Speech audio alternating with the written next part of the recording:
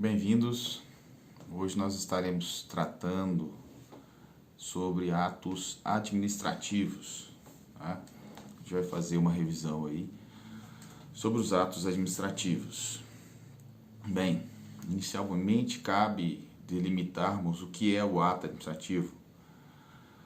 Algumas divergências na doutrina, sobre quais atos que são realmente praticados pela administração pública podem ser considerados atos administrativos. Alguns autores entendem que nem todo ato praticado pela administração pública pode ser considerado ato administrativo. Mas seguindo aí a doutrina clássica, em especial o livro A Doutrina do professor George Gasparini, podemos apontar que o ato administrativo é aquele ato praticado pela administração pública para expressar as suas decisões, para expressar a vontade pública, que traz consequência na órbita jurídica, ou seja, cria, extingue, modifica alguma coisa na órbita jurídica. E esse ato é regido por normas de direito público, podendo ser sindicável pelo Poder Judiciário. Então essa seria uma ideia, uma definição, do que são os atos administrativos. Bem, se pegarmos aí a doutrina majoritária, nós teremos para a composição desse ato administrativo que apresentar 5 requisitos ou 5 elementos de confecção, de composição. Para a doutrina minoritária, nós temos que apresentar aí 7 elementos, 7 requisitos de composição. Nós vamos seguir aqui para essa aula de hoje a corrente minoritária, que apresenta 7 elementos, mas o objetivo disso não é trazer complicações à vida do estudante, muito pelo contrário. O objetivo é pontuar com vocês a corrente minoritária, que também aparece nas provas eventualmente, e principalmente, porque se você aprende a corrente minoritária, você vai aprender aí também a corrente majoritária, que são só 5 requisitos. O primeiro requisito do ato administrativo é que ele deve ser praticado por agente público competente. Bom, o que é isso, agente público competente? É aquela pessoa física que, independentemente de remuneração ou habitualidade, desempenha uma função pública. Esse agente público não basta ser agente público, esse agente público tem que ser competente. E quem é competente? Competente não é quem quer, mas sim quem a lei determina. Então esse agente público, para praticar o ato administrativo, deve ser competente, deve possuir essa determinação por parte da lei. Deve praticar o ato administrativo conforme uma das suas funções previstas na lei. O segundo elemento do ato administrativo é a finalidade da administração pública, ou seja, esses atos devem estar buscando atender o interesse coletivo, o munus público, o bem comum.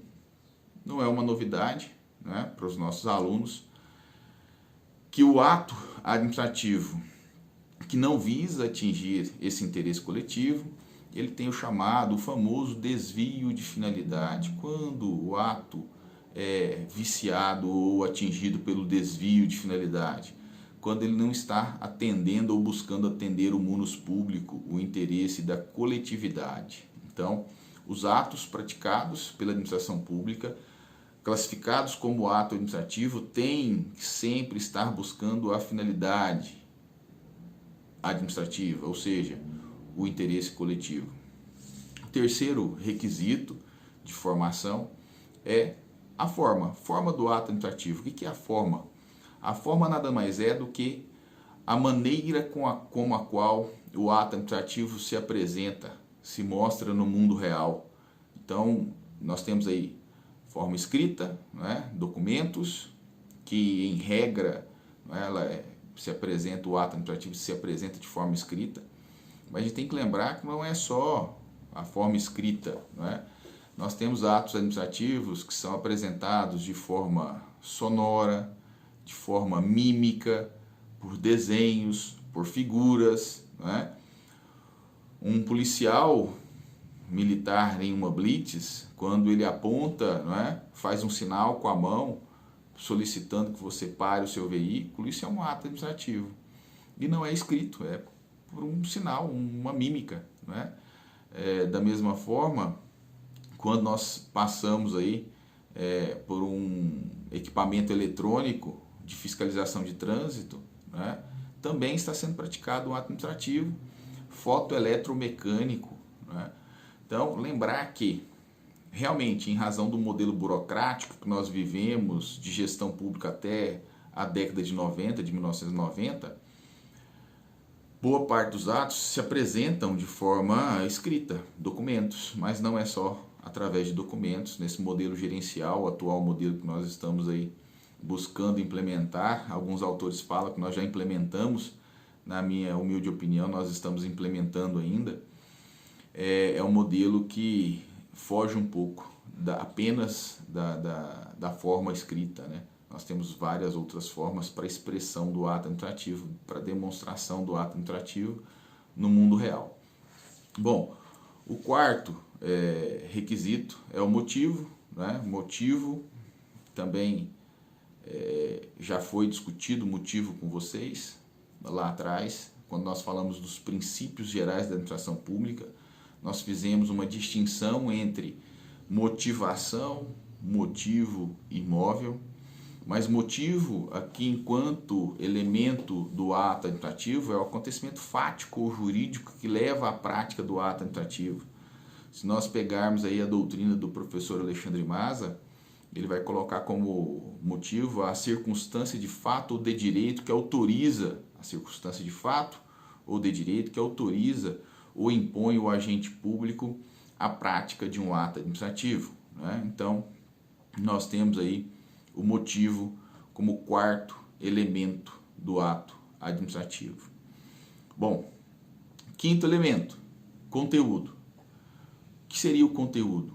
O conteúdo do ato administrativo nada mais é do que a prescrição, o que o ato está determinando, o que o ato prescreve, o que o ato orienta, o que o ato determina. Então, por exemplo, se eu tenho uma portaria que altera o horário de funcionamento de um órgão público, o conteúdo é justamente essa alteração do horário, né? A alteração do horário de determinado órgão público, de funcionamento de determinado órgão público, através de uma portaria, através de um decreto, que são atos administrativos, é exatamente o conteúdo, né? É o que o ato está dispondo sobre determinada situação no meio da administração pública. Para a doutrina majoritária, nós só teríamos 5 elementos. Por quê? Porque causa, que seria o 7º elemento, segundo a corrente minoritária, é a mesma coisa que motivo.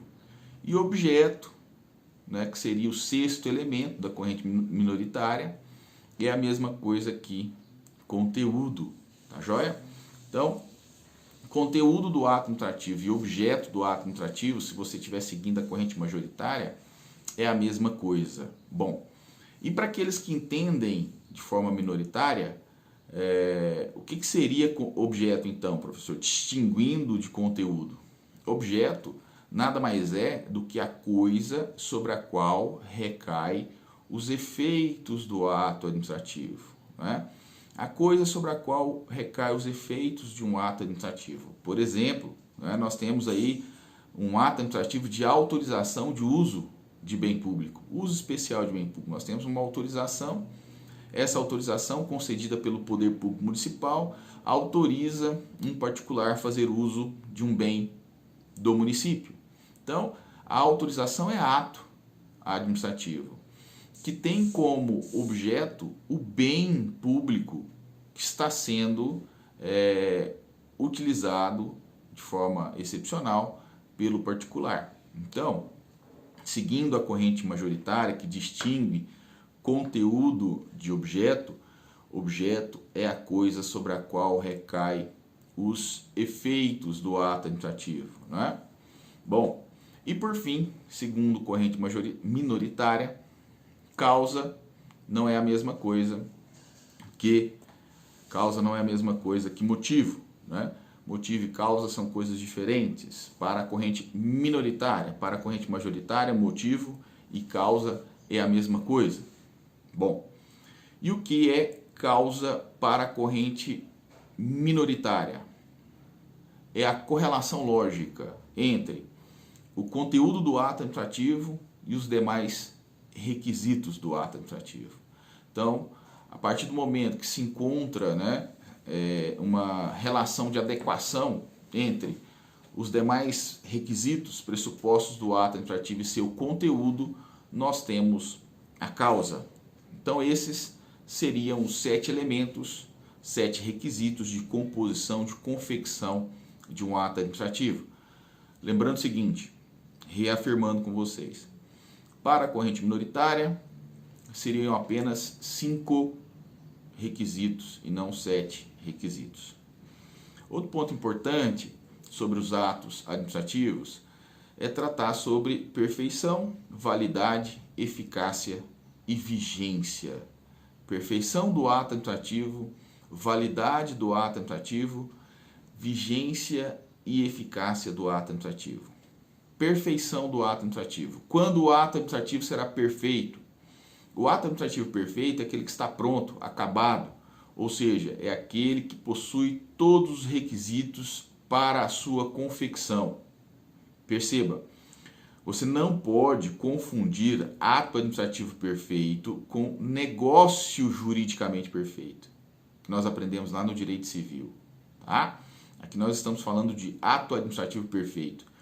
Para que o ato seja perfeito, se faz necessário apenas que ele possua todos os requisitos de confecção. Está pronto, está acabado, logo ele está perfeito. E não se confunde perfeição com validade. Válido é aquele ato que não afronta o ordenamento jurídico, não tem vícios insanáveis, né?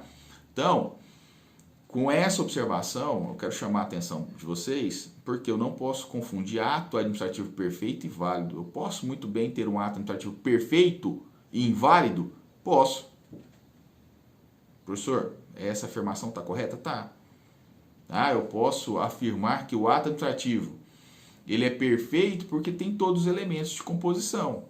Mas ele é perfeito e inválido. Por quê? Porque em que pese ele tenha todos os elementos de confecção, está pronto, está acabado, ele foi confeccionado fora do ordenamento jurídico, ele tem vícios insanáveis, e aí não tem o que fazer. O resultado disso, conforme a gente vai ver daqui a pouco, é a declaração de nulidade desse ato. Tá? Outra confusão muito recorrente é a questão da eficácia e da vigência. Em regra, a eficácia e a vigência do ato administrativo se dá ao mesmo momento. Quando? Quando da publicação do ato. Quando da publicação do ato, o ato passa a ter vigência. Por quê? Porque ele integrou o ordenamento jurídico a partir da sua publicação.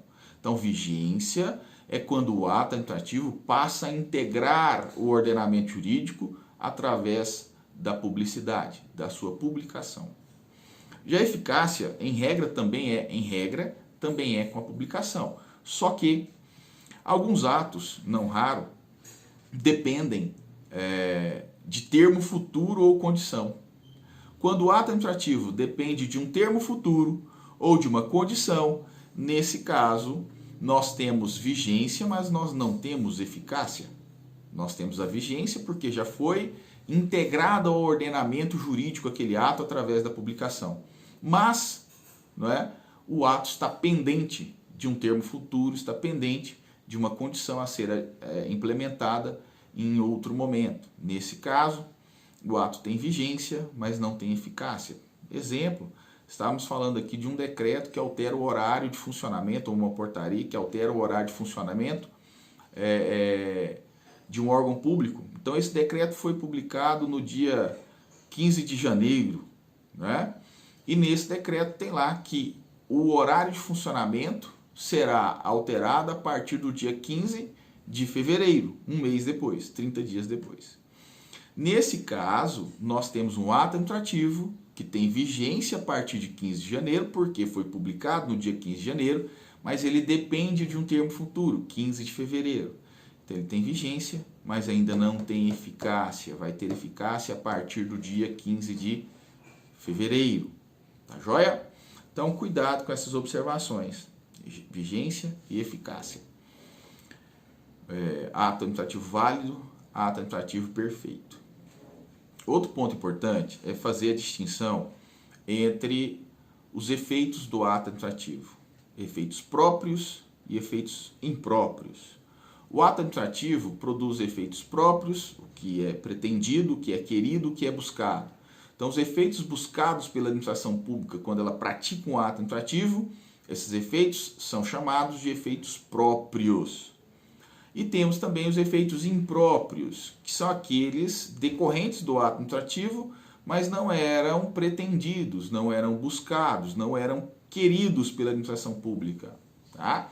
Uma observação importante que vocês vão encontrar na doutrina é que quando um ato administrativo é declarado nulo, né, em regra, só se invalidam os efeitos próprios e não os efeitos impróprios. É uma observação importante. Seguindo aí, atributos do ato administrativo. Esse tema tem certa divergência na doutrina. Dependendo do autor, nós encontraremos um número maior de atributos, né? Dependendo do autor, um número menor de atributos. Para essa exposição, para essa aula de hoje, nós estamos falando dos atributos com base no livro, né, na doutrina do professor George Gasparini. E o professor George Gasparini, ele apresenta 4 atributos apenas, tá? 4 atributos apenas: presunção de legalidade, imperatividade, exigibilidade e autoexecutoriedade.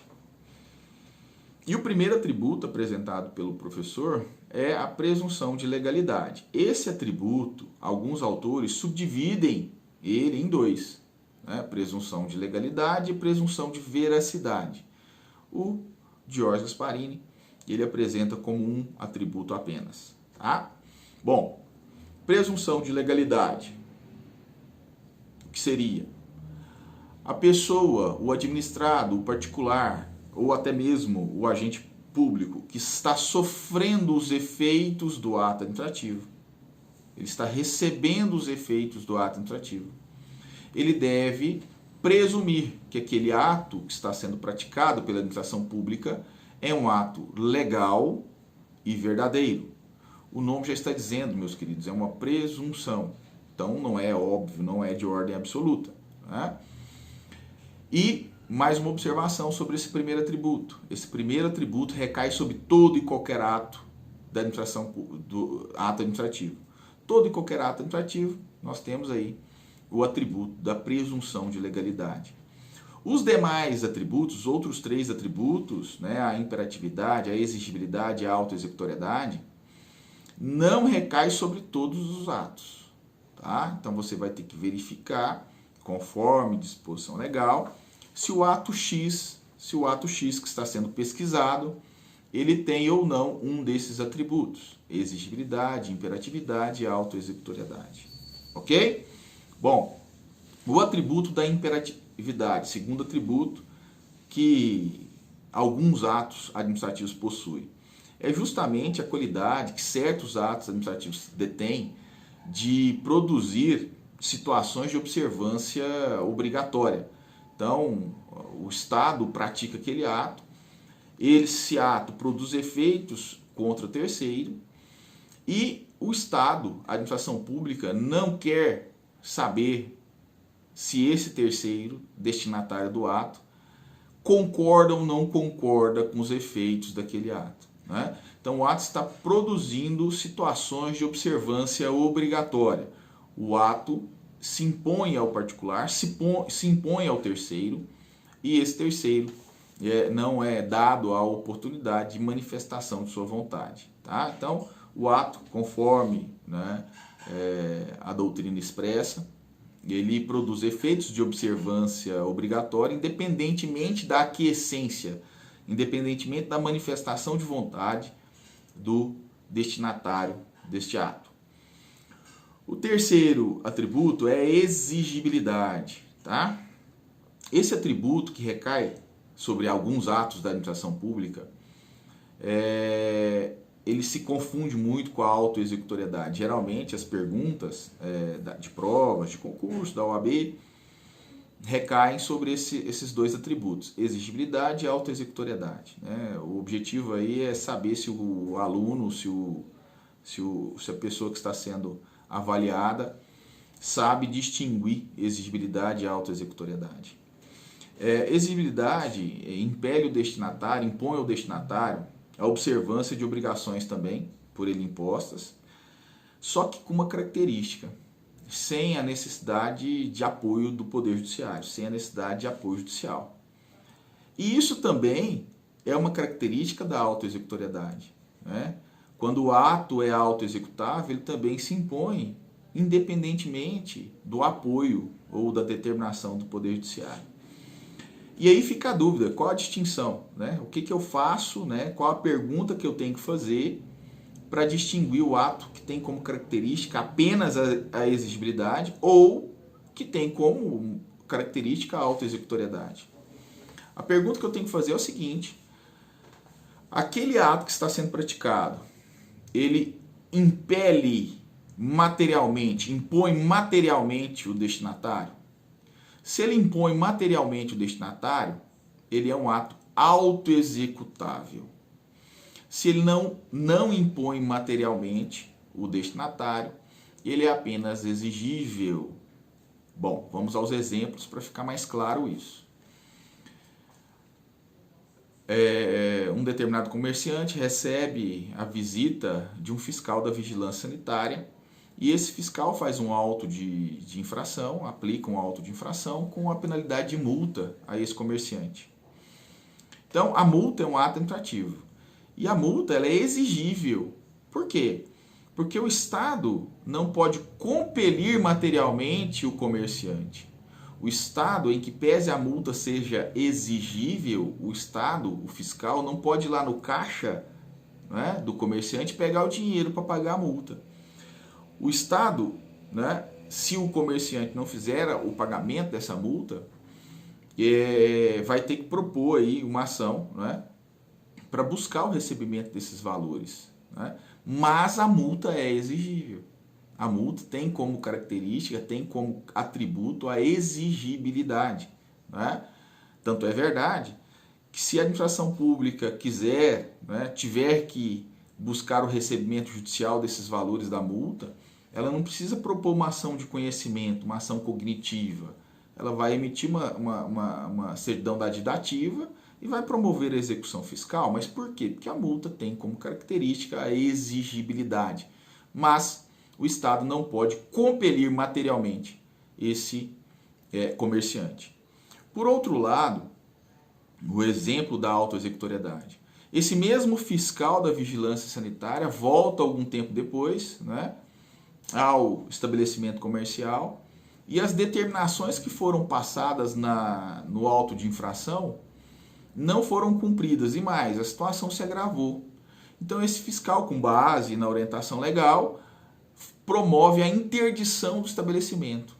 Então, a interdição do estabelecimento, que é o que vem acontecendo em razão da pandemia e em vários estabelecimentos, né, é um ato administrativo que tem como característica, que tem como atributo a autoexecutoriedade. De forma direta e imediata, o fiscal, né, da vigilância vai lá e promove a interdição do estabelecimento. O fiscal tem que ir lá bater na porta do judiciário e pedir, não é, um alvará do juiz para promover a interdição, uma determinação judicial para promover a interdição? Não. Ele pode, de forma direta e imediata, compelir materialmente o comerciante fechando o seu estabelecimento, interditando o seu estabelecimento. Então, meus queridos, se vocês forem perguntados sobre a distinção entre exigibilidade e autoexecutoriedade do ato administrativo, lembrar dessa pergunta. Esse ato que está sendo avaliado pode compelir materialmente o destinatário? Se a resposta for positiva, nós temos um ato administrativo que tem como atributo a autoexecutoriedade. Se a resposta for negativa, nós temos um ato administrativo que é apenas exigível e não autoexecutável. ok? Bom, seguindo aí sobre atos administrativos, nós tratamos também nas aulas anteriores sobre o desfazimento do ato administrativo. Primeira coisa, eu não posso confundir desfazimento com extinção. Nós estamos tratando aqui de desfazer o ato administrativo. E quais são as formas de desfazimento do ato administrativo? Nós temos aí as 3 formas principais de desfazimento do ato administrativo: anulação, revogação e cassação. Anulação, revogação e cassação. O ato pode ser anulado quando? Quando o ato não foi confeccionado dentro do ordenamento jurídico, possuindo assim vícios graves, insanáveis. Logo, nós temos como único caminho declarar nulo esse ato. Esse ato pode ser declarado nulo em razão do princípio da autotutela administrativa pela própria administração, pelo próprio agente ou por órgão superior que tenha competência para tal. Então, a anulação é um ato administrativo que vem anular outro ato administrativo que, por sua vez, possui um vício, uma ilegalidade. Tá? Bom, ponto importante. Esse ato administrativo de anulação, ele produz que efeito? Ex tunc ou ex nunc? Não é? Retroage ou não retroage? A anulação produz efeito ex tunc, retroage. Produz efeito ex tunc, retroage. Tá? Bom, é importante sempre lembrar da súmula 437 do STF, né, que se tornou súmula vinculante, que fala tanto da anulação quanto da revogação. Tá? Bom, segundo instrumento de desfazimento do ato administrativo, a revogação. Enquanto a anulação tem como objeto a ilegalidade, vícios insanáveis, a revogação tem como objeto a inconveniência, a inoportunidade do ato administrativo. Então, quando o ato deixou de ser conveniente, deixou de ser oportuno, a administração pública também, dentro do princípio da autotutela administrativa, pode revogar o ato administrativo. Importante observação sobre revogação e anulação. A anulação, ela pode ser feita tanto pela administração pública quanto pelo Poder Judiciário. Pelo Poder Judiciário, lembrando, princípio da sindicabilidade. O Estado pode promover, né, pode anular seus próprios atos, mas se esse ato não for anulado pela própria administração, o interessado pode levar ao conhecimento do judiciário todo e qualquer ato, em razão de ilegalidades. Né? Quem vai analisar por último a questão de direito, a questão de ilegalidades do ato administrativo, é o Poder Judiciário. Já a revogação, por se tratar de uma questão de mérito, conveniência, oportunidade, e segundo o professor Jorge Gasparini também, ele inclui a eficiência, é um tema reservado à própria administração pública. A própria administração pública. Hoje o entendimento dos tribunais superiores é que o ato administrativo, quanto ao seu mérito, ou seja, quanto às questões de conveniência e oportunidade, não podem ser analisados de forma direta pelo Poder Judiciário, apenas de forma indireta. Então nós temos aí vários atos da administração pública, né, dos chefes do executivo, que são revistos pelo Judiciário. São atos discricionários, que têm uma análise de mérito. Então o Poder Judiciário, quando faz essa análise, ele não está fazendo, ou não pode fazer essa análise, atacando o mérito de forma direta.